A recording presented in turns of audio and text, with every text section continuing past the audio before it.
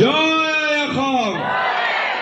আজি এখন বিশাল নিৰ্বাচনী সভাত উপস্থিত থকা বিধায়িনী দলৰ দলপতি আমাৰ কংগ্ৰেছ দলৰ মনোনীত প্ৰাৰ্থী দেৱব্ৰত শইকীয়া ডাঙৰীয়া আৰু আমাক সকলোকে সুদূৰ দিল্লীৰ পৰা অহা সম্বোধন কৰা, আমাক প্ৰেৰণা দিয়া আমাৰ কংগ্ৰেছ দলৰ নেত্ৰী মাননীয় প্ৰিয়ংকা গান্ধী ডাঙৰীয়ানী, উপস্থিত থকা AICC general secretary Jitendra Singh ডাঙৰীয়া, উপস্থিত থকা প্ৰাক্তন মুখ্যমন্ত্ৰী ভূপেশ বাঘেল ডাঙৰীয়া, উপস্থিত থকা ৰাইজৰ দলৰ সভাপতি অখিল গগৈ ডাঙৰীয়া, আমাৰ কংগ্ৰেছ দলৰ প্ৰাৰ্থীসকল উৎপল গগৈ ডাঙৰীয়া, অজয় গগৈ ডাঙৰীয়া, জ্ঞানদীপ মোহন ডাঙৰীয়া, প্ৰাক্তন প্ৰদেশ কংগ্ৰেছ সভাপতি ভগত সিং ঘাটোৱা ডাঙৰীয়া, প্ৰাক্তন আমাৰ কংগ্ৰেছ ৱৰ্কিং কমিটি মেম্বাৰ মাননীয় হেমপ্ৰভা শইকীয়া বাইদেউ ডাঙৰীয়ানী আৰু উপস্থিত থকা দলৰ সতীৰ্থসকল, শ্ৰদ্ধেয় ৰাইজ, সাংবাদিক বন্ধুসকল, আজি আমাৰ ওচৰত এটা ঐতিহাসিক সুযোগ।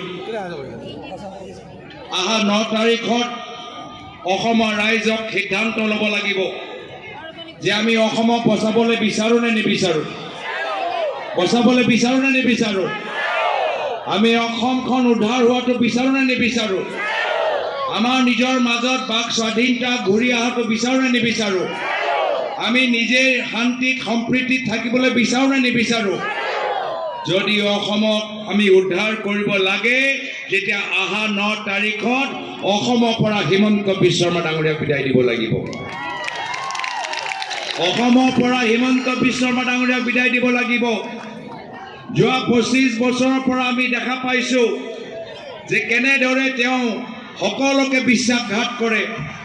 যেতিয়া কংগ্ৰেছ দলত আছিল তেতিয়া প্ৰায়তঃ তৰুণ গগৈদেৱক বিশ্বাসঘাত কৰিলে।